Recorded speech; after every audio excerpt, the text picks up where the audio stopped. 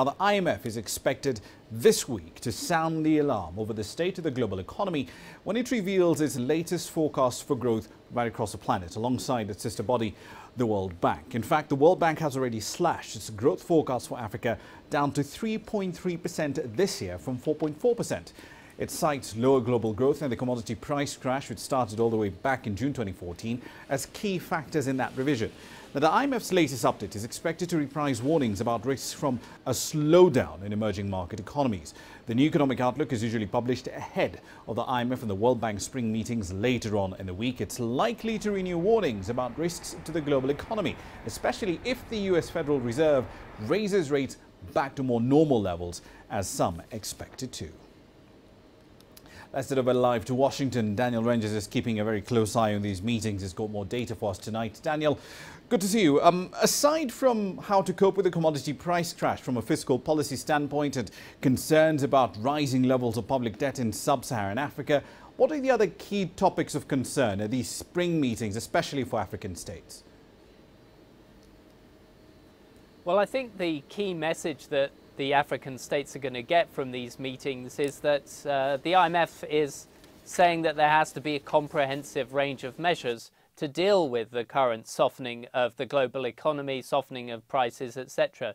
So it's not that there is any one silver bullet, but that a whole range of things can be done to firstly soften the immediate blow to the economies and revenues of countries that have been most impacted, but also to continue to think about ways to invest in robust ways in the future of those economies.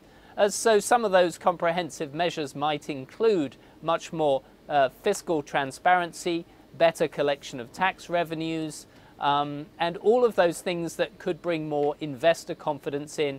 And then on the infrastructure side, ways in which these economies can begin to diversify further away from some of the commodity drivers that have been affecting them over the last few months. So Indeed. I don't think the IMF's going to come along and say we have one magic solution. This is about long-term and short-term planning that is smart for each country. Speaking of short-term and long-term planning, I know the IMF's been a very strong advocate of tax policy reform right across sub-Saharan Africa. It crops up as a regular topic in its Article 4 reports. But where exactly does it stand on country-by-country tax reporting, especially for multinationals? Well, that's a very good question, and one that I have put to the IMF but haven't had a response thus far. I think the answer at the moment is that most economists here would argue personally that they believe that the kind of country-by-country tax reforms are a good thing for Africa. And I think most of the countries themselves, their finance ministers and leaders, would say country-by-country reporting, it would be a very effective way to increase investor confidence, increase transparency, and ultimately also increase government revenues. The problem, though, here is that no country wants to be the first to start to implement these things, because there's a kind of low-bar ethical arbitrage that goes on. When you are an individual country and you take a stand, you might suffer in the short term as a result of that.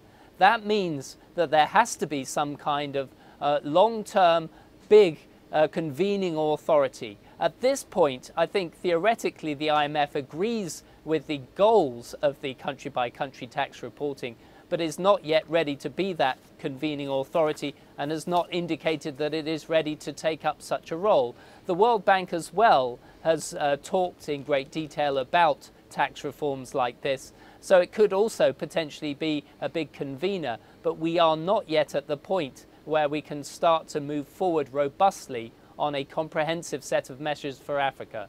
Indeed. Much as I'm tempted to talk about tax inspectors without borders and the Bretton Woods institution's perspective on that, let's move on to something else. There's been quite a bit of speculation about which sub-Saharan country may be next to go cap in hand, if you will, to the IMF to ask for a bailout after Ghana. Is an IMF support deal on the cards for Zambia?